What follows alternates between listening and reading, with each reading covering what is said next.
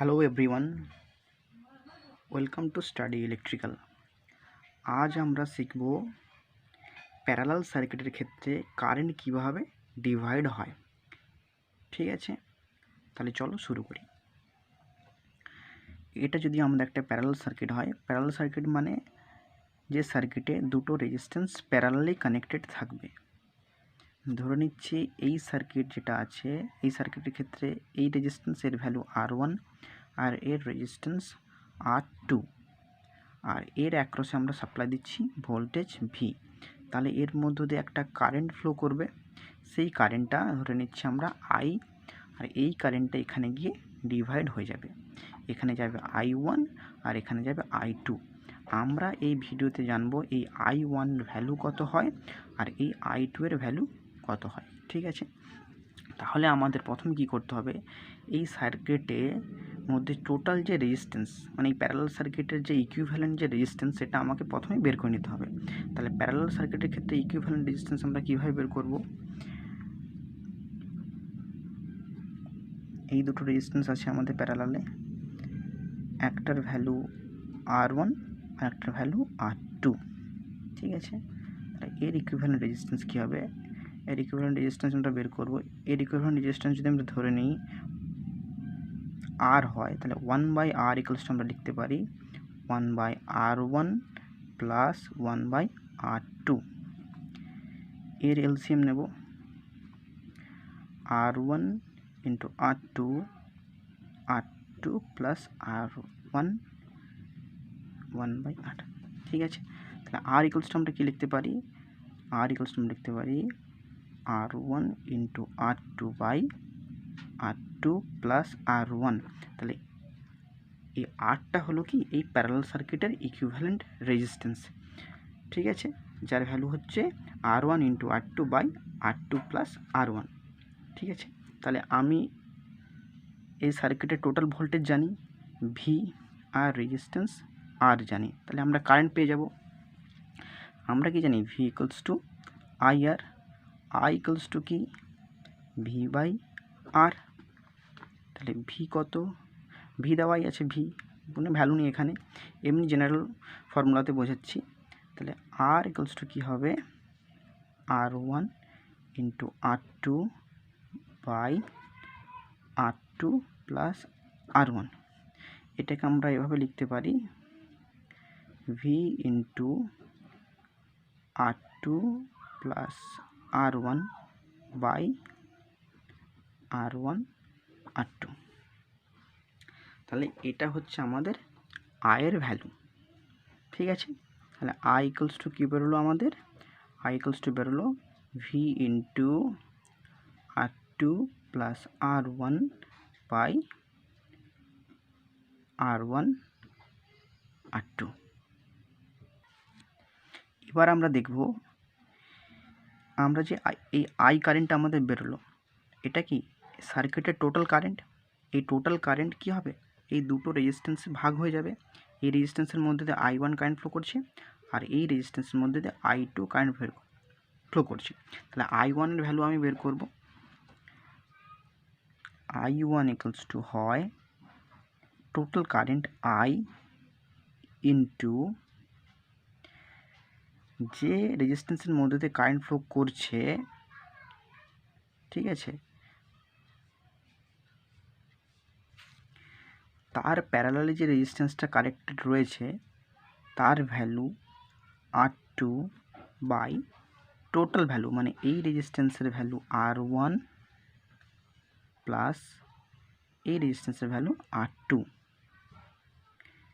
এটা করলেই আমরা I1 এর ভ্যালুটা পেয়ে যাব। আর আয়ের ভ্যালু আমরা পেয়ে গেছি আগে থেকে সার্কিটে, এটা হচ্ছে আয়ের ভ্যালু। তাহলে এটা পুট করতে হবে এখানে।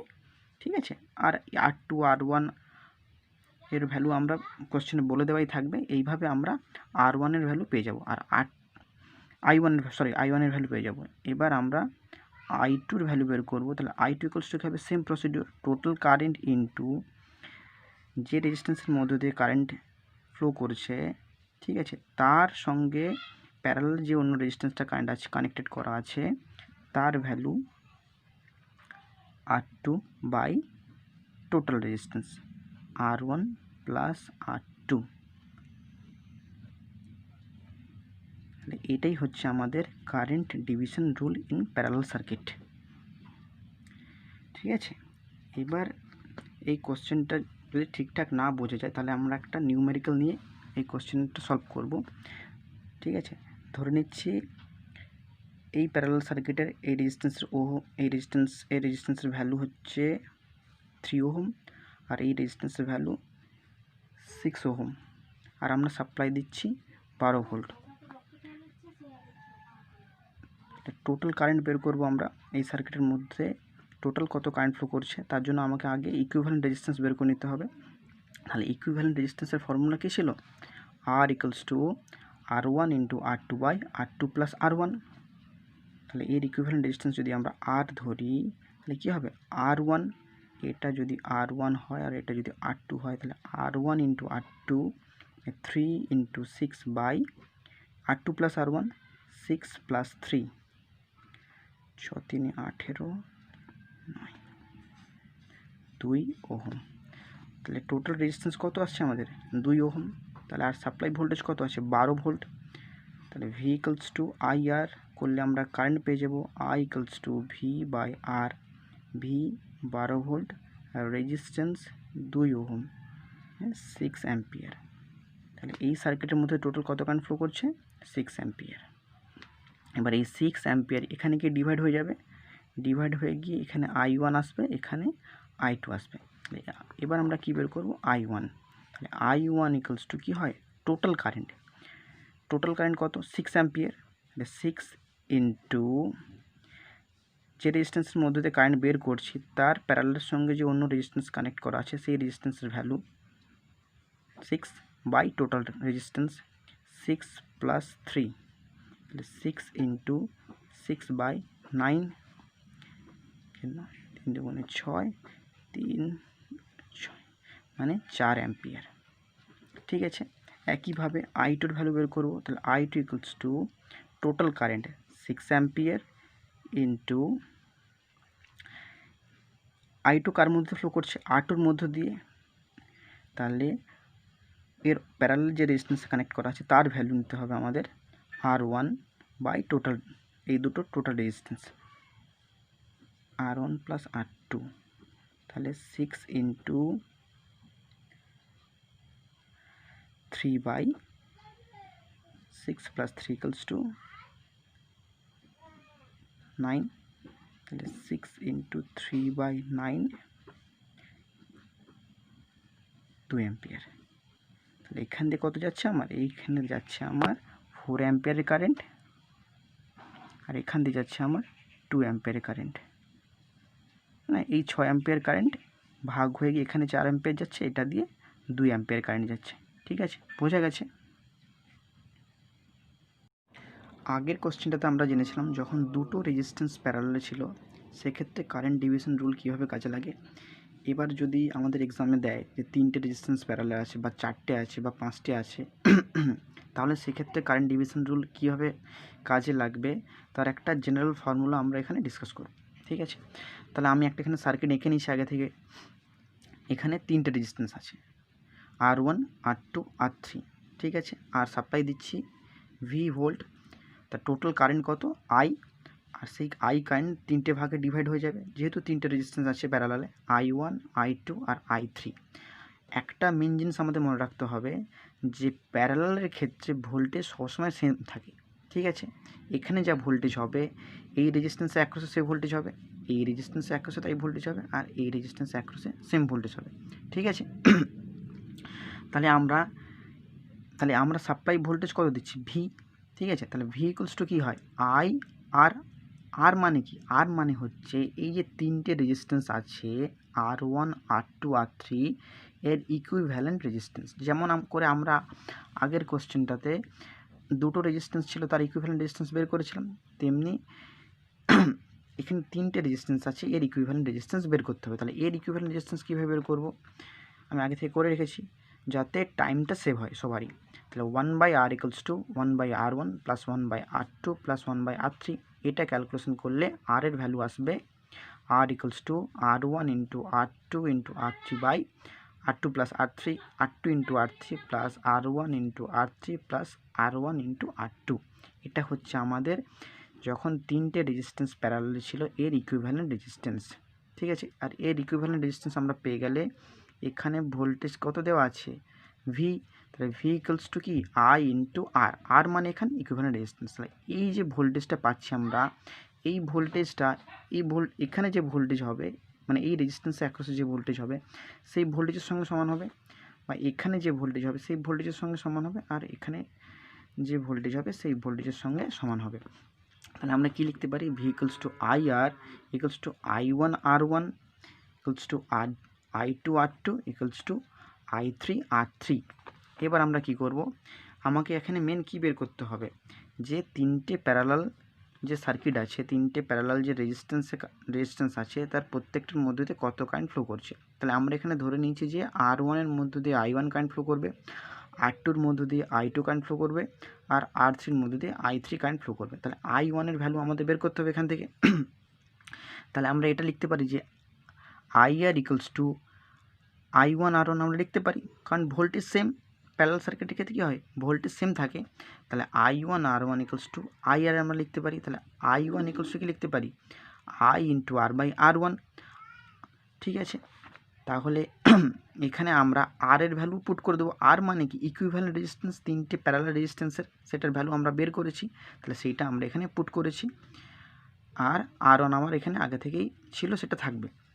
এইবার এটা ক্যালকুলেশন করলে আসবে I1 equals to I into R1 আর R1 কেটে যাবে, R2 into R3 by R1 into R2 plus R2 plus R2 into R3 plus R1 into R3। ঠিক একইভাবে আমরা I2 ভ্যালু বের করতে পারি। তাহলে I2 ভ্যালু বের করার জন্য কী করবো, আমরা I2 into R2 equals two কী লিখতে পারি IR লিখতে পারি আমরা, কারণ ভোল্টেজ সেম দুটোর ক্ষেত্রেই। তাহলে I2 ইকুয়ালস টু হবে IR বাই R2। তাহলে এখানে কার ভ্যালু পুট করবো আমরা, এই ইকুইভ্যালেন্ট যে রেজিস্ট্যান্স সেটা পুট করবো, এটার ভ্যালু। তাহলে I into R1 into R2 into R3 by R2 R3 plus R1 R3 plus R1 R2, আর এখানে যে R2টা রয়েছে সেই R2 ভ্যালু এখানে বসে দিচ্ছি। ঠিক আছে, তাহলে এইটা ক্যালকুলেশন করলে কী হবে, R2 কেটে যাবে, কি আসবে I into R1 R3 divided by R2 R3 plus R1 R3 plus R1 R2। এটা কার ভ্যালু, এটা I2 ভ্যালু। তাহলে এইভাবে আমরা R3 ভ্যালু বের করতে পারবো। একইভাবে এখানে যদি তিনটে রেজিস্ট্যান্স না দিয়ে 4টে বা 5টা দিত তাহলে একইভাবে বের হবে। ঠিক আছে, সেম ফর্মুলাতে। তাহলে আমরা I3 ভ্যালু বের করে নিচ্ছি একইভাবে। তাহলে I3 ভ্যালু বের করার জন্য কী করবো, I3 R3 equals to IR। একইভাবে এখান থেকে পাচ্ছি আমরা সব V equals to IR equals to I1 R1 equals to I2 R2 equals to I3 R3। তাহলে I3 R3 equals to IR বসাতেই পারি আমরা, সেখান থেকে আর I3 ভ্যালু আমরা পেয়ে যাব I3 equals to IR by R3। আর এর ভ্যালু পুট করব I by R3 into R1 R2 R3 by R2 R3 plus R1 R3 plus R1 R2। তাহলে R3 কেটে যাবে, I ইন্টু হবে R1 R2 by R2 R3 plus R1 R3 plus R1 R2। তাহলে এটা কার value, এটা হচ্ছে I3 value. ঠিক আছে, তাহলে আমরা তিনটে যে কারেন্ট সেটা পেয়ে গেছি, I1 এর ভ্যালু পেয়ে গেছি, I2 এর ভ্যালু পেয়ে গেছি, আর I3 এর ভ্যালু পেয়ে গেছি। তাহলে এর মধ্যে একটা কমন জিনিস দেখা যাচ্ছে, কি দেখা যাচ্ছে, যে যখন আমরা I1 এর ভ্যালু বের করব তখন এখানে উপরে কি থাকবে R2 R3, নিচে প্রত্যেকটার ক্ষেত্রে কমন, এটাতেও কমন। ঠিক আছে, যখন আমরা I2 এর ভ্যালু বের করব তখন উপরে কি থাকবে R1 R3, আর যখন I3 ভ্যালু বের করব সেখানে উপরে থাকবে R1 আর R2। এটা জাস্ট মনে রাখতে হবে, তাহলে আমরা এই প্যারালাল সার্কিটের ক্ষেত্রে কারেন্ট কীভাবে ফ্লো করে প্রত্যেকটা ব্রাঞ্চের মধ্য দিয়ে সেটা আমরা পেয়ে যাব।